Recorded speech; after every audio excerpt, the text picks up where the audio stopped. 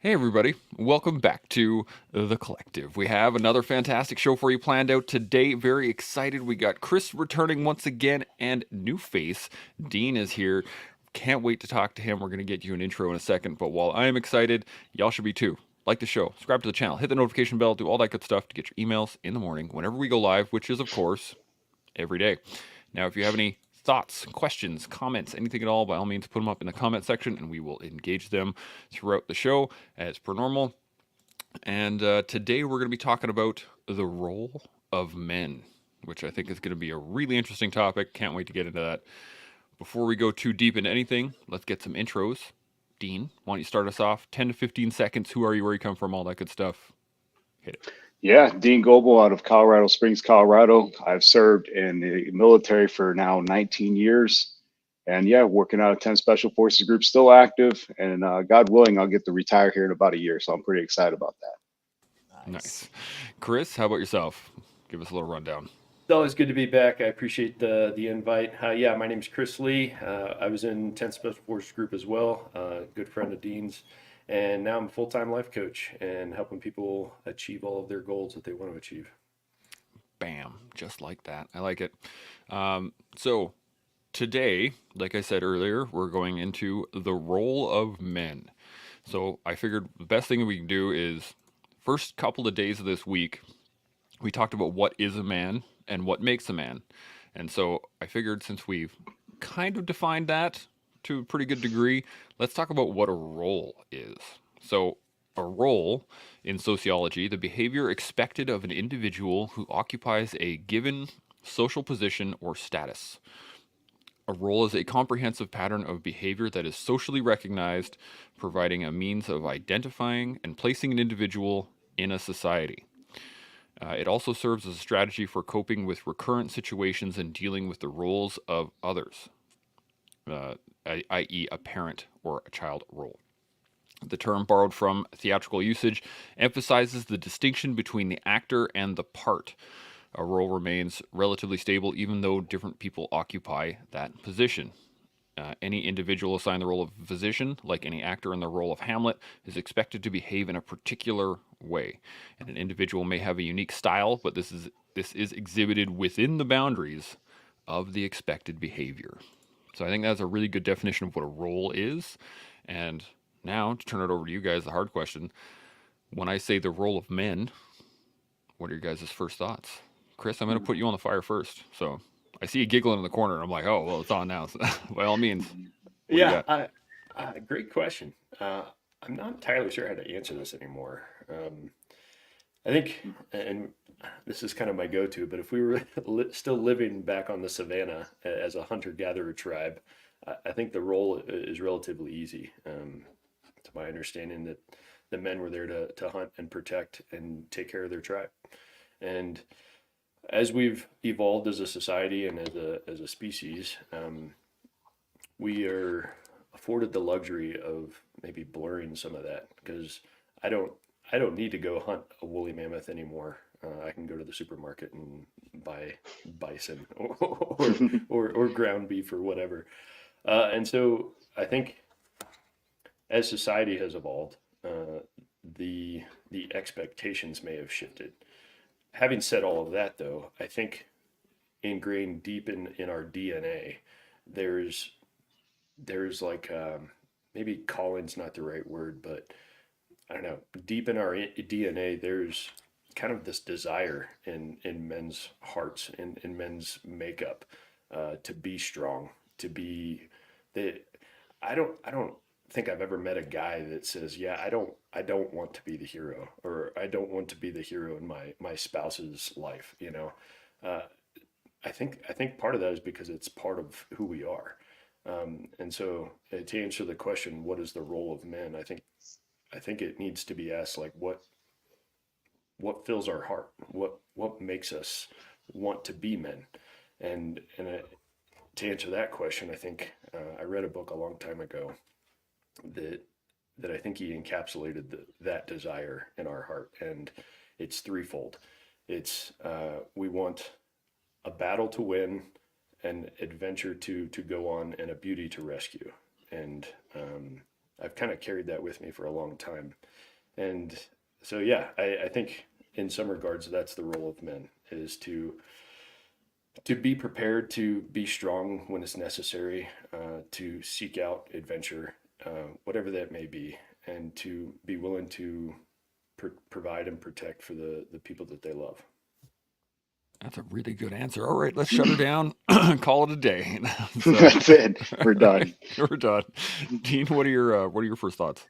Oh, I mean, what comes to mind for me immediately is my kids. So being a father, I think understanding for the rules or roles of men, I really like to think along the lines of what can I provide and complement my partner as far as raising children. So like providing that like leadership, showing my kids like, hey, this is what leadership looks like, this is what work ethic looks like, and kind of really kind of helping them hone in and be a man. And I was lucky enough because I have two boys, so I have the ability to kind of help coach and teach them what it is to be a man. And I have a very traditional mindset in this. So some of the things I think we already spoke about, but I believe that chivalry is not dead. So love or hate it, I teach my boys to walk up and open doors for women, you know, cook. But, kind of to allude to Chris's point, though, at the same time, we've adapted and changed. Like I do a lot of the cooking. I love to cook, which isn't traditional. But yeah, I'll start there, and then I think we can dive in all those. I like it. Sean, first thoughts? Yeah, I like it, man. I like how Chris kind of punched that thing out. But actually, Hmm. Chance, you kind of set the stage to some degree, and that's a play on words, given that we are talking about Hamlet. And, the role, as it were, the role of men, maybe I wasn't thinking of it as the way you put it across, Chance, in the sense of, to some degree, we're actors. But I mean authentic, of course, but you're kind of playing a role. You're not you're still living an authentic life, of course, but we have a character to play that is us, but we're almost demonstrating, I think, to our children, to our family. I've also got two sons. I also teach them to open doors. I also teach them chivalry. There's lots of things that I've had to play as an actor for them to pick up on as the right thing to do in their play of life. And so it's not inauthentic, but I think what we do have to understand is an active demonstration of what it means to be a man in a relationship with another woman or with another partner. And so there are certain things that you have to demonstrate out in the real world. And so this is where it's going to get a little tricky, a little messy. Because to Chris's point, and now I'm playing on, he really just did smash it out of the park. The those things that he mentioned were maybe in our DNA. We want to be a hero. We want to save the damsel in distress. We want to seek adventure. That can all be replaced now with video games. And so Hmm. I'm looking at the modern world right now here in Kuala Lumpur. It's quite different from where we were up in Georgetown and Penang and in Ipoh. They're more smaller cities, they're more rural, not as much tourism, not as much affluence, not as much obesity, not as many things that are impactful in a artificial way versus the real world. And so what I see is a conflict currently of the artificial roles that can be pursued in a video game of adventure and saving the damsel in distress and slaying those dragons without getting off the Dorito-filled couch. So I see kind of men getting a little weaker, a little softer, a little less understanding of what the role is to be a man in the actual world versus 20 years ago when it was clear the roles that you had to play, had to demonstrate, had to act out for your sons or for your daughters, as it were. I really like where this conversation is going, and I'm going to let carry it. I'm going to come back to you here in a second, Chris. I just want to point that Lisa Jaster just jumped on. Good to see you, Lisa. She says, my husband and I were just talking about this very important topic this morning. So this is something that needs to be talked about. It's one of the reasons why I wanted to get it on the show today. But I want to come back to Chris. Any thoughts on anything any additional thoughts now that we've gone around the table? No, I think I still hold my position. I'm just trying to keep up with you guys. You guys are incredibly intelligent. I think maybe another avenue to explore is what is expected of men, and that may help define the role too. I think still a great deal is expected of men, whether we like talking about it or not. So maybe dive into that a little. Let's pass it around. Dean, thoughts? Yeah, I mean, just like real world examples. Every night when we go to sleep here at this house, I am expected to do the security thing. So I'm the guy who locks the front door, ensures the back door is locked, et cetera, et cetera. So understanding the roles of security. So if me and my girlfriend are out and about, I'm definitely expected to have that security mindset. Like if somebody comes up and approaches us, I present myself first, and I provide that security and comfort and that blanket between me and her. And so that's probably different for a lot of people, but in my specific relationship, I'm definitely expected to play that role in security.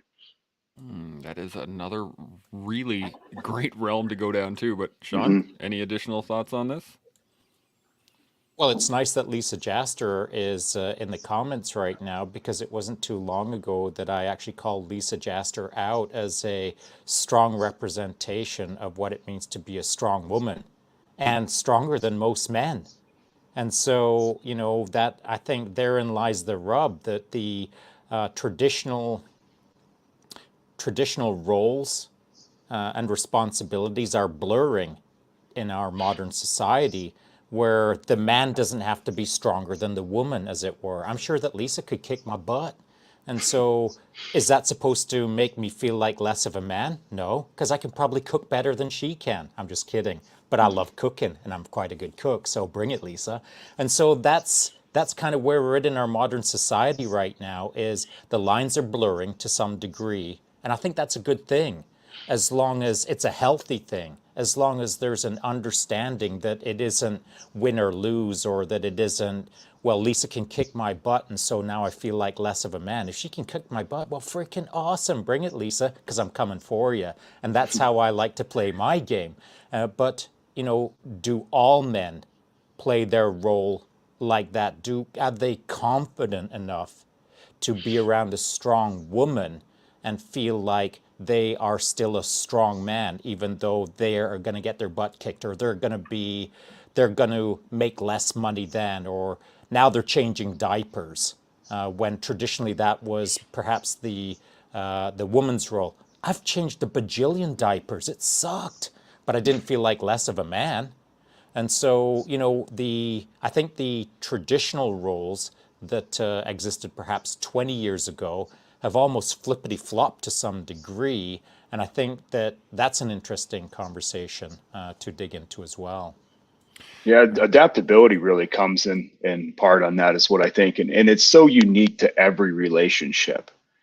So like, in just being able to, one is be humble enough to admit it, and then secondly be adaptable in that specific relationship or that role that you're doing. So while you have your spouse, and say she is, like you just said, as maybe she's really good at housework, she can fix the plumbing like that, and traditionally that would be a man's role. But if that's the case, just be humble enough to accept it, and then you pick up and you follow in, and then you help and support your family in other ways.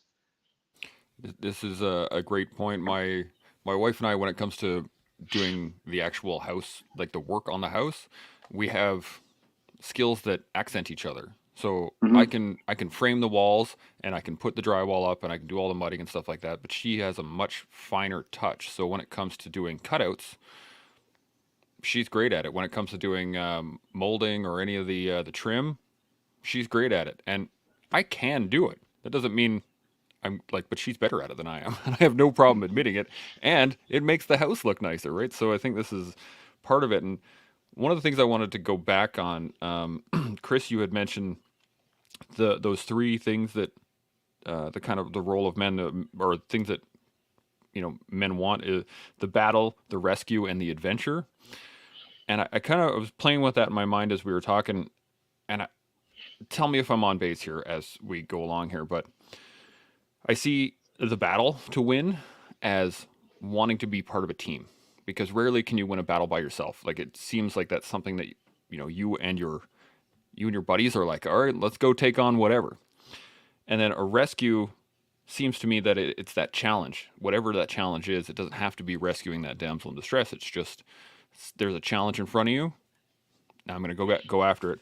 And the adventure is this concept of needing new horizons, new things to check on, new things to do, all that stuff. So I'm wondering if you guys think that maybe within the newer realm, the more evolved realm of where we are right now in terms of time from the savannah, at least, do you think that those perhaps those concepts from battle, rescue, adventure could be more accurately placed within teamwork, challenge, and variety, I guess? Chris, I'm going to come to you with this one. What do you think?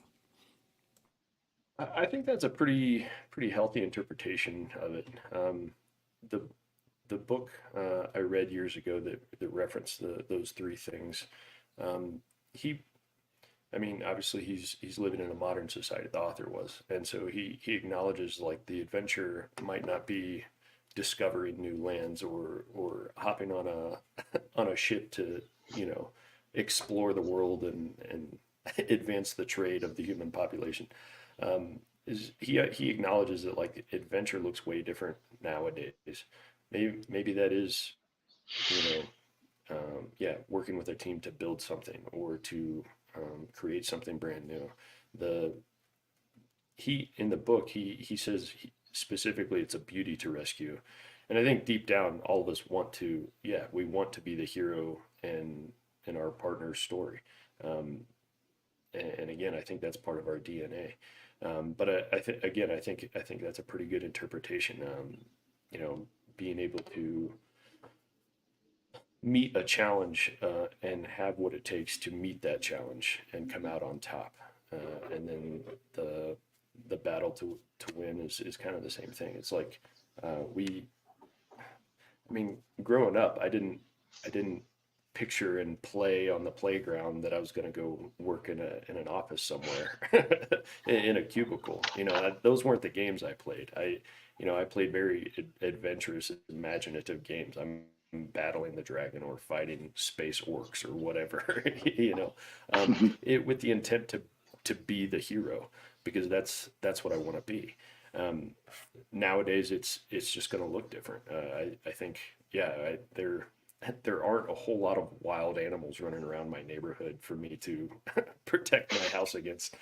Although there was a black bear last year that I got to see and chase with my cell phone. But um, so yeah, I think that's a relatively healthy interpretation of those three aspects that are ingrained in us, and I think kind of regardless of where we are in society, I firmly believe that is part of our DNA. That regardless of how much maybe it's been tried to be beaten out of us,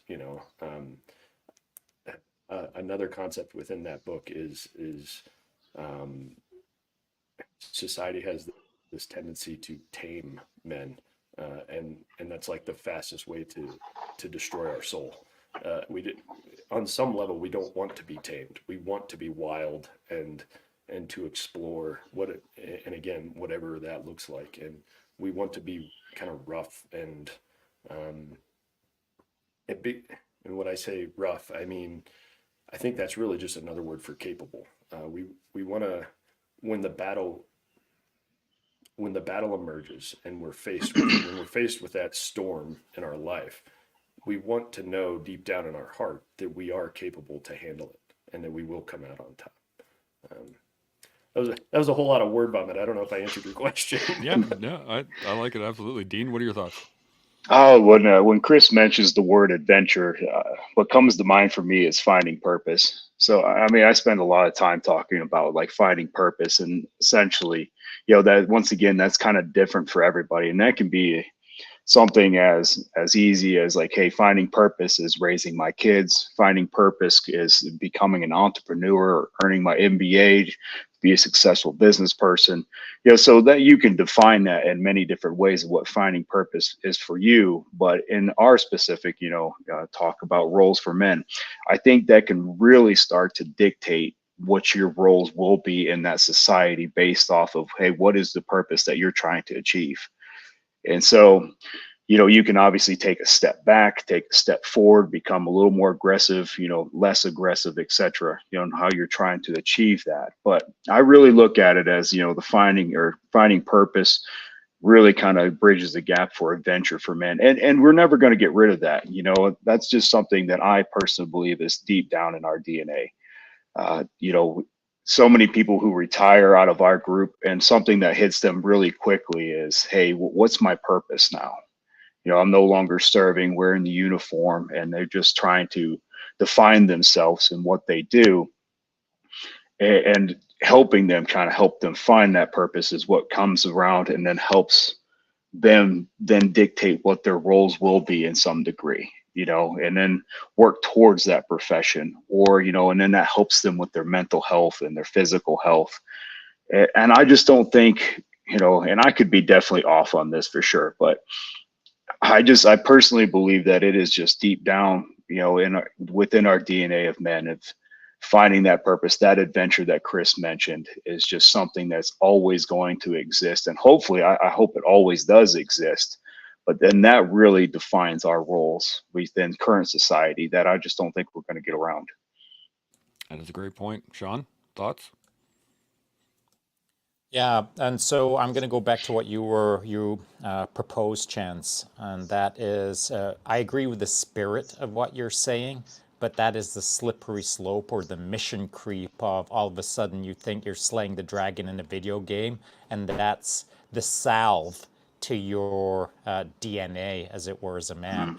And so I push back against the idea that it can be softened or weakened, or the footprint of what our DNA is can creep out until all of a sudden the adventures of Zelda or whatever freaking video game is that makes you think that you're slaying the dragon is satisfying your deep down DNA demand to save the damsel in distress, or to slay the dragon, or to go out and live that adventure. All of a sudden, actual adventure is replaced with you get to respawn into some other goofy video game that is now checking the box for you. And that is not the case. That is not your life's purpose. You slaying a dragon in a video game is an artificial band-aid on the demand that we all need to go out and slay something. I'm not saying you got to go slay half the world. I'm not saying that you got to slay an actual dragon. But you got to slay. You got to smash. There's a need for it. There's a need in me. There's a need in every single man that I know that's my buddy. And so where it all goes wrong, as I see it, is it gets softened. It gets mission creeped. It gets proxied out to, I'll meet you at the YMCA, we'll hang out in the sauna and we're slaying the dragon. And that ain't it. That ain't it. Adventure is not taking a cold shower once a week. Adventure is freaking adventure, as truly defined by, as we all know, going out and smashing into the unknowing, facing the freak show, the chaos, the void. If you're not facing it, if you're proxying it out to a weak version of it, that's what creates cognitive dissonance. And next thing you know, you've got that little itch in the back of your head that you don't understand what's bugging you. But it's bugging you. And until you face up to the fact that you got to go smash, you got to go save, you got to go adventure. If you're not doing them, well, a video game ain't going to fix it for you. So it's not that I'm pushing back hard. I'm just saying, in my world, it's clearly defined, as Chris stated. This is exactly what we need to talk about. And I just want to hit these things before we carry on. We got a couple great comments. Talking to horses, Jason here is here. Hey, fellas, he's saying, if a man does not fulfill his roles, his woman will. and that will create pure chaos. And he says that that comes off as misogyny until you're a man not fulfilling his role and seeing how it affects your spouse, which is, I think, key. And then we got Ruger jumps in here. He's like, Dean, well said, and good point for on the last one that Shaun just made. I just wanted to hit those before we go on. And to your point, Shaun, I think that, or I want to get your guys' thoughts on this, is you made a point earlier about the difference between the rural type of the men in the rural areas versus the men in the urban settings.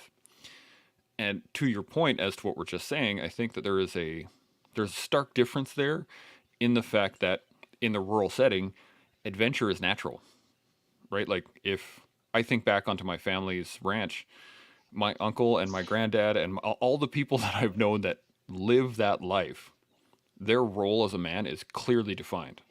And they have, you could ask them and they're like, oh yeah, absolutely. They'll be able to list it off. Bam, bam, bam, bam, bam.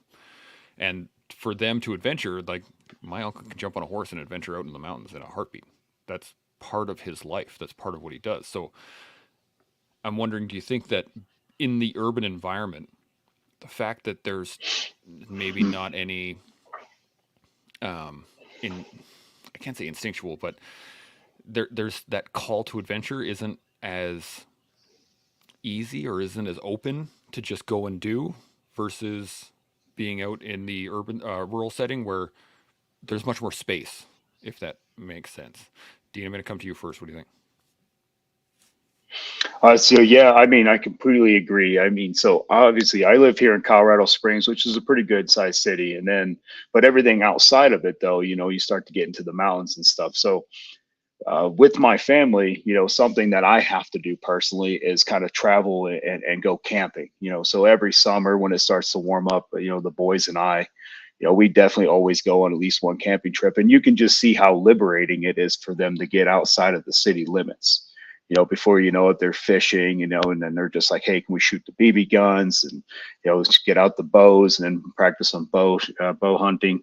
And it's completely liberating. And it kind of, I don't know how to explain it, but kind of like that, prehistoric, caveman aspect of getting back to your roots, and before I know it, I'm walking them through the woods and I'm like, hey, can you see these tracks here? Like, these are deer tracks.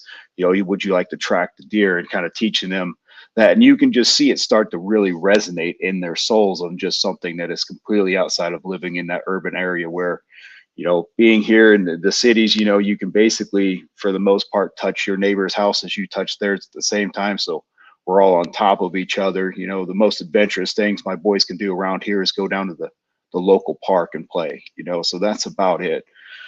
So yeah, to your point, I completely agree. There is something that is so unique about getting out, and that kind of brings you back to, I guess we could call it, your traditional roles as a man, of, hey, you're back in the woods, you're fishing, we take limited food when we go out there. So it's always amazing to go catch a few fish, and then we're literally gutting the fish and then grilling them. And I can just see my boys and their faces light up like, wow, this is amazing. And I think that's something that really kind of helps them, redefine who they are as a person. I really like that. Chris, what are your thoughts? Yeah, I would agree with that. There's something about being in wilderness that is just naturally adventurous because you don't know what's lurking around the bend in the trail, or what's out there in the darkness as you're sitting by your campfire or whatever. I think um, as we now, a lot of us live in more urban areas, or at least maybe suburban areas. You just need to be more intentional with that adventure seeking. It's Although in maybe some urban areas it's quite adventurous just to walk down the down the street to the store. Like it could be pretty adrenaline boosting. But yeah, I think there's something about being in wilderness that is just naturally. I think this is what it is. It's because it's unknown. You don't know what is out there. You don't know what is in the dark, kind of lurking in the trees, and that's half the fun of it.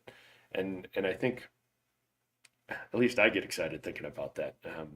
But I think the reason I get excited about that is men like to struggle. We like to strive for something, and when and this is a very fortunate thing that we've created a society in which we people aren't dying at the infant mortality rate is incredibly low now, and that's largely because we have built up a structure in a society to take care of people, and that's great. Um, but there's something about striving and struggling for something that I think is part of all of us. We, I mean, look at all of us. Our previous and maybe even current career wasn't intentionally easy. It's like we all chose something intentionally difficult, and maybe this is a small sample set, but I think that resonates with a lot of men. There's something about struggling and intentionally seeking out the unknown, and yeah, to your point, the wilderness just naturally has that, whereas maybe more urban settings, you have to be more intentional with seeking that out. Yeah, absolutely. Shaun, thoughts? Well, here in the big city, here in Kuala Lumpur, there's 8 million people considering the entire totality of it. And in the central region, there's 2 million. And it is the freaking lap of luxury if you have some affluence. There's food every 10 feet, and it's all the food all the time. And so there is no adversity if you've got money. And so that's the erosion of adversity. In fact, it's almost the opposite of adversity. The ability to overeat, overindulge, overconsume, over everything. And I've been hitting it hard, man. I've been every time I see something that looks good, smells good, I'm all over it. But today, I didn't eat for 19 hours because I wanted to do a reset because I do love adversity. And so 19 hours of no eating and walking past all that freaking amazing food. Finally, we sat down at a restaurant and I had a dish called beef rendang, which is a long, many hour, slow braised beef in coconut milk and multiple spices and herbs. It's a Malaysian dish, also Indonesian, and it is freaking delicious. Sounds But you know delicious. when it's really delicious? Is when you haven't eaten for 19 hours. That's when you really appreciate something. And so I think that's one of the keys is getting out of the lap of luxury, breaking the cycle of consumption, going and facing adversity, whether it's getting cold, wet, hungry, tired, whatever the case is, and resetting your baseline as to what it means to appreciate things truly, and and maybe reconstruct your idea of what it means to live a better life, as it were, rather than just consume life. Yeah. The I think the best sleeps I've ever had have been after long nights of marches and recce's and being an OP and things like that. Those are always the best sleeps I've had, regardless of the time spent sleeping. You just feel that exhaustion leading up to it. It always makes it feel better, especially for the food. Dean, you got any additional thoughts on this? No, just that, yeah, you're spot on. There's something so beautiful and unique, and to accept that challenge of, just breaking the norm of what you live every single day, and just, and I think it's very humbling when you go out and live and go camping for a while and go out on your own. You simply see, like, well, hey, I can't just walk down to the grocery store and buy some food. Like, I literally have to cook it here, survive. And there's something just beautiful, maybe I'm alone in that one, but for me, there's just something really beautiful and gorgeous about that, of just knowing that I have that challenge. And then kind of the Chris's point, then you're sleeping in the middle of the night, and you hear something walk by your tent, and there's no calling somebody and saying, hey, can you get here in 10 minutes? It's you, and it's up to you to figure out what to do. And I think that's amazing as well. Absolutely. Chris, any additional thoughts? No, I think you guys all hit it. One thing that did pop into my mind though, well, a couple things. Um, I think often, particularly young men, they when they're trying to figure out if they're a man or not, they they run to women to answer that question, whether that's through promiscuity or validation of some kind. And that's the wrong way to go, because um, I think women can recognize masculinity, but they can't bestow it. They can't say, yes, you are a man. Rather, it's other men that acknowledge that. And again, kind of going back to my Savannah example, it was the elders, the elder men that said, yes, you are a man now. You are now capable and expected to protect the tribe. Um, Kind of going back to the roles of men and women. I had a friend a number of years ago who spent some time in Africa, and she said as she was kind of touring around, she would the tour guide would kind of bring them through villages and stuff like that, and all the men were just sitting around the house hanging out with their spear and just joking and laughing and stuff. And you look at the women, and they're, taking care of the kids and cooking all the food and cleaning everything. And she was getting really angry. She was like, what? Why are the men just allowed there?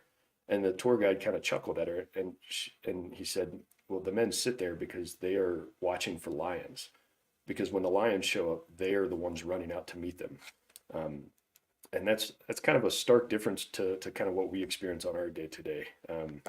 Granted that those roles are different and expectation is different, but it's interesting that if you did try to reverse those roles, like have a woman or a mother or a wife or a sister sit there with a spear while the men were cooking and taking care of the kids, they would be mocked and looked down upon by other men and say, hey, you're messing up. You're not fulfilling what is expected of you.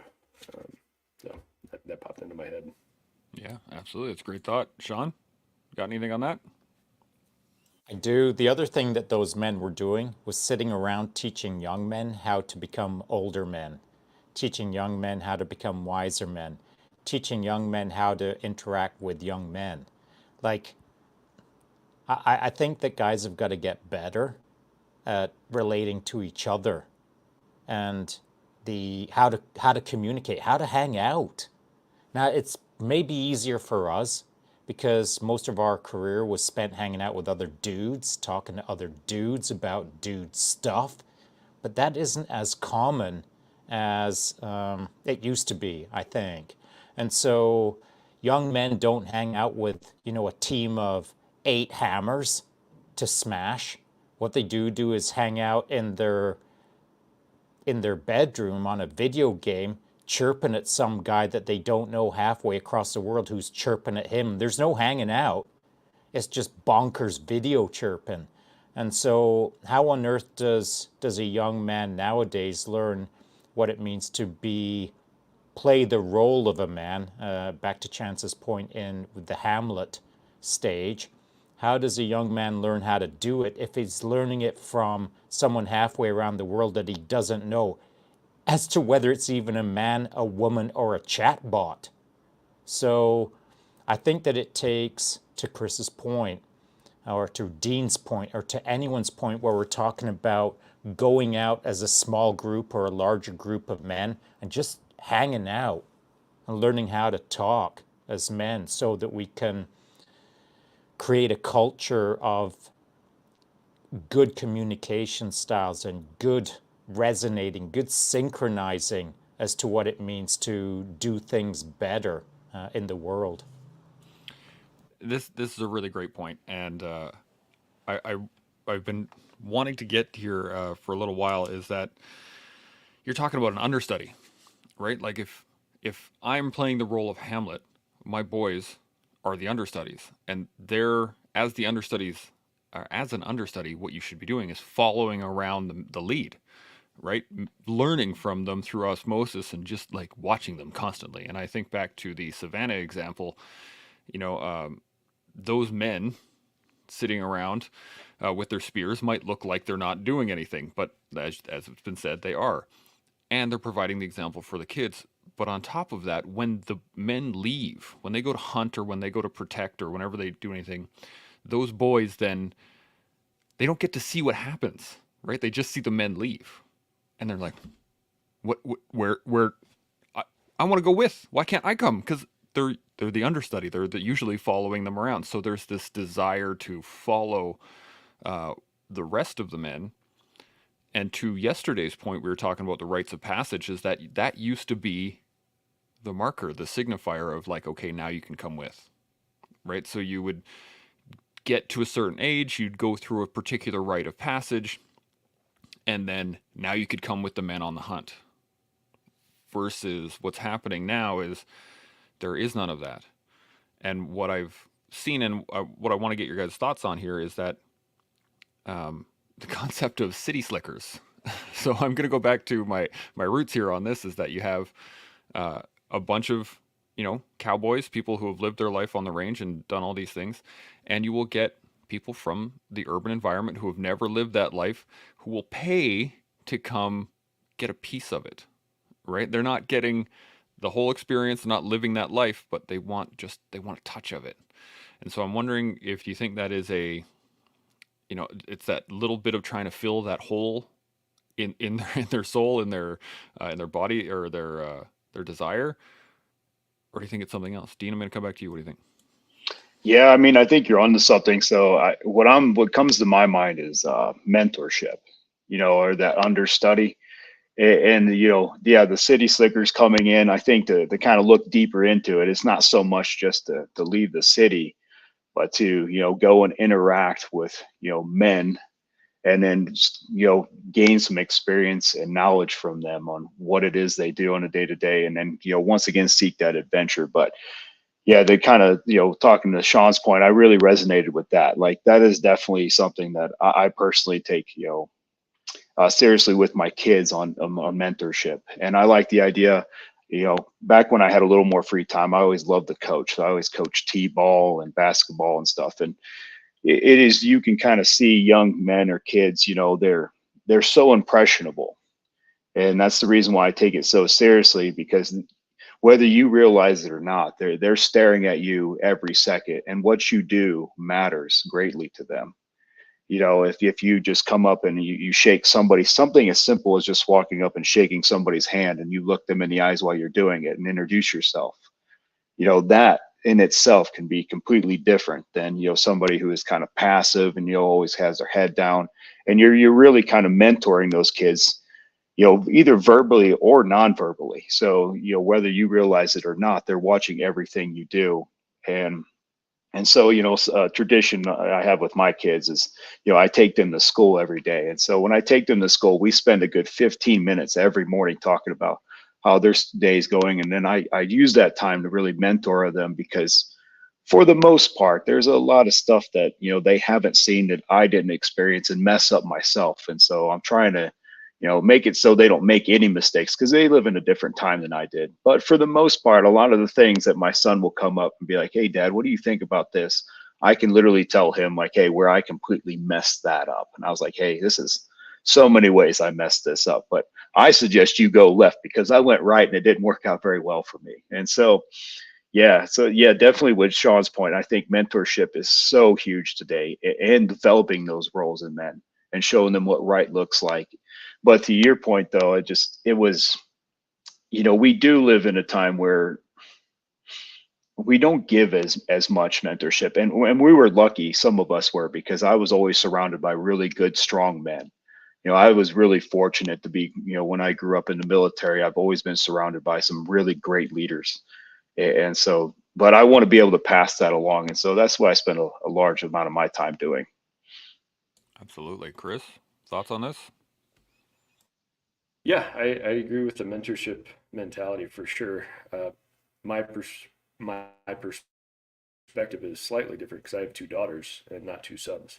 And as much as I've tried to get them into like jujitsu or some kind of combat sport, like, how cool would that be, Sweet Pea? It'd be great. We get you a pink gi and you can go beat up other little kids. She just doesn't want to do it, so she wants to play dolls and and color, and I'm down with that too.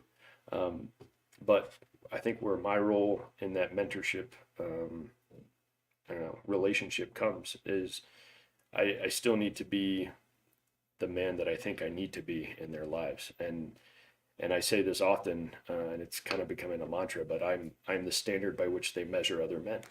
And as a result, I need to set that bar pretty high because and part of it is for um, to reduce the amount of headache I have to deal with later. So they don't pick losers as partners, and they pick like strong men, and not just physically strong, but I think that is an incredibly important part of it. But also like somebody that's striving for excellence and pursuing financial stability and is emotionally intelligent and also intellectually intelligent. I think all those things are super important, and so I'm I'm just trying to model that for my kids because I think they are viewing me kind of through a different lens than if I had two sons. Whereas if I had sons, they would probably want to be like me, um, and my daughters are like, all right, he's the example in my life of what a man is. Absolutely. Shaun, thoughts on this? Yeah, a couple of things. I'll start off with the city slicker thing as you proposed, Chance, which I think is excellent, by the way. And so, the city slicker goes out to the ranch. He wants to get a taste of that adversity. He wants to see what the hard men live like, etc. Goes out, does his city slicker thing, goes back to the city. Then he gets one of two options. One is he learned a few things and started incorporating them into his life. The other option is he stays in his city slicker outfit, but now he's got all of his bojangles and he's got his spurs, he's got his cowboy boots, he's got his chaps, he's got his satin shirt, and he's got his and he's got his hat, and he's like down the urban sidewalk, and he's trying to live that life that he ain't. And so the city slicker goes out, gets a taste of it, and then comes back and falsifies his role because he's trying to be something that he's not, which is the parallel to the video game. Kid goes out, starts playing that video game, kills that dragon, all of a sudden he thinks he's a dragon killer, but he ain't. And so the proxy, briefly or artificially, momentarily, can't then be brought out into a life that they're not living. And so the city slicker thing, I think, works really well. And we could probably build that out. Or the handshake thing.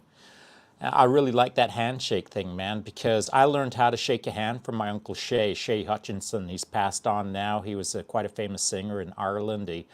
He's a larger-than-life character. And that's the thing about when you make a note of a guy, you don't make a note of mediocrity, or at least I never did. I always made a note of someone who, like, was a large representation of something that I thought was, we'll call it excellence. And Shay Hutchinson had a handshake that was excellence. I used to look forward to flying back whenever I'd have some R&R from the military, flying back to Ireland. And the first thing that I wanted to do, besides having a Guinness, was shake my Uncle Shay's hand. Because he had a crushing handshake, man. And I remember the day when I was old enough and strong enough, and I'd done a few things, that when I went to shake his hand, it was like a handshake off. And I remember squeezing his hand, and I thought, oh no, I've got a stronger handshake than him. And it was like the torch had been passed to some degree, where I had managed to establish an equivalent or better of the Shay handshake. And so, to me, the handshake represents a lot. When you see a guy shake a hand, you know when he shook a hand well. You can see it from afar. You can see a good handshake. And you can definitely feel a wet noodle handshake. And handshakes have devolved to the point where now you're like, what just happened there? Like, was that a handshake or what just happened? So a handshake means a lot, I think, in a man's world, or it used to. And so a handshake is a proxy to some degree of what can be excellence or what can be distorted into, now it's not acceptable to do a strong handshake and look a guy in the eye and give him a nod and say, how are you? Now it's look down at your feet or look away, and now it's a limp shake and not a nod. It's almost, I find it disrespectful to some degree when I don't mean disrespectful totally, but I mean it's not holding your position as a confident, strong man when you go in and refuse to look a guy in the eye, refuse to have a firm handshake, refuse to acknowledge the moment, not look me in the eye. I think that is not an indictment of where society is going, but it's certainly indicative of where society is going. So, city slicker or handshake, which way do you want to go? I'm actually going to take us down a different road because I got a really great question in the comments that I really want to touch on, and I'm going to save the city slickers probably for tomorrow. I think that's a great, and we can talk about the handshake too. So I'm going to hit these topics or these comments. If there's something that jumps out at you guys that you want to make, you need to discuss a little bit more, by all means, just jump in because I'm gonna. There's a few of them, so I'm gonna run through these. Jason jumps in here. He says, "I think for many men, there becomes an unconscious or conscious excuse to living an urban life and not learning and experiencing the traditional and more natural capabilities of a rural man." He continues, how easy it is to slip into modern urban complacency and ignore these drives to adventure and challenge that seems innate in men. Their urban setting can zap that away without intention, like Chris says. I think that's a great point. And then Lisa jumps in here. She says, "Brought my husband into the room to listen to this, and our discussion leaned into how society started hating power and respecting victimhood, resulting in masculinity becoming toxic. And then we also fail to recognize the power in femininity, which is 100% true." Ruger jumps in here. He says, "A man has to find himself first or be admitted into manhood by other men. Then a good woman can remind you of the king you've become on the days you forget," which is a solid point for sure. Jason smacks back. "That's true, Lisa. True masculinity is dangerous if more men fulfill their masculine role properly. Cowards would come to power much less," which is also. Now, here's to this question, or the question I wanted to touch on. She says, "I love this convo and realize you were getting close to the end, but I would love to hear the panel's thoughts on power dynamics and the role of men, wealth, health, strength, and nurturing," which is an interesting point on that one. But I want to get your guys' thoughts on the power dynamics within those roles, because as we stated earlier, if you're sitting around joking with your buddies on the porch and you got your spears in your hand, and that's one thing. But if you're just sitting around on the porch joking with your buddies and lions are walking through your property, that's a whole nother, right? So what are your guys' thoughts on the power dynamics within that role of men? Chris, I'm going to start with you. What do you think? Yeah, there's a lot to unpack there. The comment, I think just before this, talking about masculinity is dangerous. Yes, masculinity is dangerous. That doesn't mean it's a danger to the people around it. Maybe another way to say that is masculinity is capable. And so what I mean by that is you are capable to go out and meet those lions or meet the threat that shows up.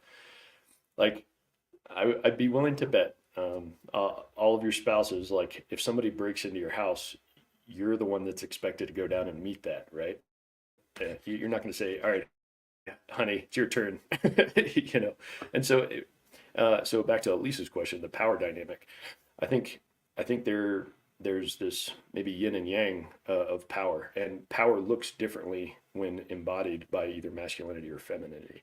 I am 100% certain that true femininity is very powerful, because that can motivate me to do all kinds of things, whether charge the lion or the dragon, or like was mentioned earlier, that femininity can remind us of the role that we should be playing and the expectations put on us. And that doesn't mean that femininity is weak, but rather it's incredibly powerful when used appropriately, and it can, kind of going back to the beauty to rescue, it's like that feminine nature can really drive us to be our best selves, because the power dynamic is actually balanced.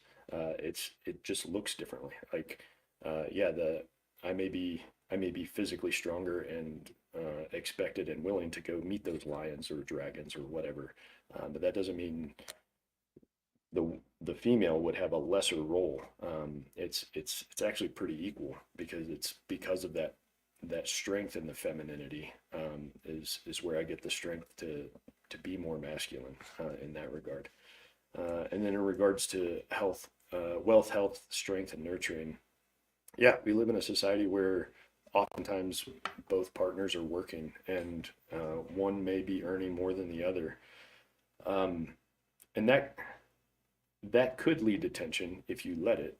But if you are truly married or joined and are one now, then it is now the household income and not yours and mine, right? In regards to health, I think everybody should be healthy. I don't know if I'm answering that question appropriately. I kind of alluded to strength. Strength looks different depending on who it is. I think there's when women are really acting within their feminine, that is their strength. They don't need to act masculine to be strong. That's actually, I think, detracting from their strength. Rather, dive into their femininity, because that is where their strength is. It's just as much as like our DNA is kind of wrapped around battle, adventure, and rescuing. Their strength, their DNA is wrapped around some of those feminine attributes too. And then nurturing, for sure. I think there was a study done. I'll try to shut up pretty soon, but uh, oxytocin is released between a mother and child when she's nurturing, and the child understands that, can sense it, can respond to it well when he or she is being nurtured by the mother. But the same level of oxytocin is released amongst children and fathers when they're playing and when they're roughhousing, not when they're nurturing, or there's to a lesser degree. I can't remember the study, but I saw that the other day. And I thought that was super interesting, that the children, after a while, they naturally know who to go to when they have certain needs to get that oxytocin release, which is the love hormone. I like that. I like that a lot. Dean, you got any thoughts on this? Yeah, I like I've always liked the idea of, speak softly but carry a big stick. And kind of the Chris's point, be capable. So obviously we just don't walk around raging all the time. But you need to, as a role in the men, like you have to, or you should own the ability to, appropriately react to situations, and sometime in a very aggressive manner if need be. Doesn't mean you need to walk around and boast that and project that constantly, but definitely be capable of it. I always liked, talk about man things. I always liked the movie 300, at the very beginning, where Leonidas is standing there, and he's looking at the Persian, and he looks at his wife, and she kind of gives him the head nod, and that kind of really drives what he does. And I think that is a beautiful scene on, how men and women complement each other, and work together in that power dynamic between them. Of Leonidas obviously had the power and the strength, but she had the wisdom and the fortitude to understand what was best for their society, and so complementing each other like that is amazing. And once again, I always go back to being a father, but one thing that I really, like to talk about, and I'll try to say this in a humble way, but I get complimented all the time on, my kids being very respectful, and listening and doing what they're told and being really nice to people, but at the same time, having very masculine traits on being able to shake people's hands appropriately, being able to speak well and have a good conversation, and, most importantly, just being, overall respectful. And I just absolutely love that compliment. And it's hard for me not to boast and tell everybody about it because, obviously I just love my kids to death and I take that very personally. And then the reason why I bring that up is because I wanted to bring that up to Chris's point, is because he mentioned earlier about, raising two daughters and how he has a different, mindset when it comes to that. I look at it the same way as one day when, if a Chris or whoever comes up and says, "Hey, your son's dating my daughter," I want to be able to look that person in the eye and just be like, yes, that's a great thing because I've raised them so well, and he will be respectful, treat her, and I just want to have that, I don't know the word I'm looking for there, but that kind of respect between men on just being like, yes, if you're dating my son, I guarantee you, he's definitely going to work hard. He's a good, respectful kid. And yeah, I hope to see where they go with it, but. I like that. And being able to say to somebody else that they're good to go, right? Like that's Exactly. There's just something about just being able to just, have that confidence with your kids, and I love that. And so that, once again, to kind of take it full circle that I spoke about at the beginning, that's kind of the role of men, number one for me is always just mentorship. And then specifically, your children should be at the forefront of that. Absolutely. Shaun, thoughts? I might be a bit janky because the internet's a bit janky here at the moment, so I'll make this brief. You'd brought up 300, and so I dig it, man. Shortly after that, Leonidas is watching his son being trained and actually kind of getting a bit of a beat down. And you know what? It was the right thing to do. Not like hard beat down, but that adversity, being raised up to become a strong man, to replace him as a king someday, to be able to get his nod from his partner, to enable future generations in an appropriate way. We're supposed to lead by example. We're supposed to walk the hard path so that our sons or daughters can see what it takes to set a fine example as strong leaders. To Lisa's point, wealth, health, strength, and nurturing. You know, as a man, sometimes the power dynamic for us will have us feeling like we are lacking the power in one of those particular aspects. So if we're lacking in some degree and we can't raise that game, for example, my wife earned a lot more money than I ever did. And so how do I compete against that? I don't need to. I have to find a way to fill the gap in another way. I have to raise my game to fill my gap, to bring an equivalency within the relationship, within the family unit, within the dynamic, so that I don't feel like I suck.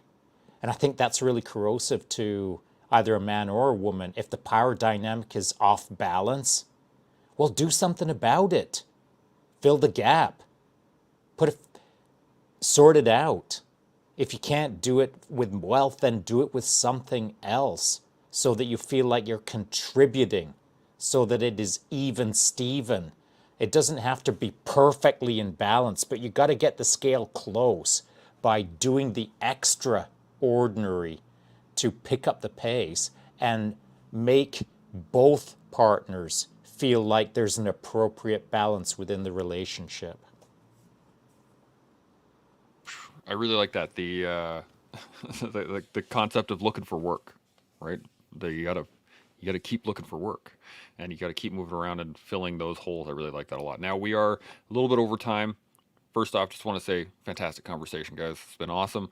Thank you, Chris. Thank you, Dean. Thank you, Shaun. It's been fantastic. Ruger jumped in here and said, "Good points, Lisa. I agree. Such a good combo and amazing anecdote." So the the viewers are loving it. Let's get some final thoughts on anything we've gone over so far today, or the role of men in general. Let's, Chris, you're on top. What do you got?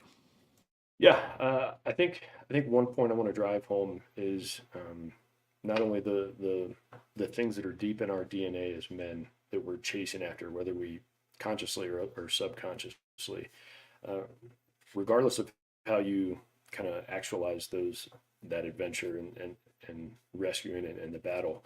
Uh, Remember that like masculinity can't be bestowed by femininity. It can be recognized by femininity, but yeah, being around other men is vital, and creating a tribe that you belong to and they expect a great deal of you is probably the best way to move forward as a man.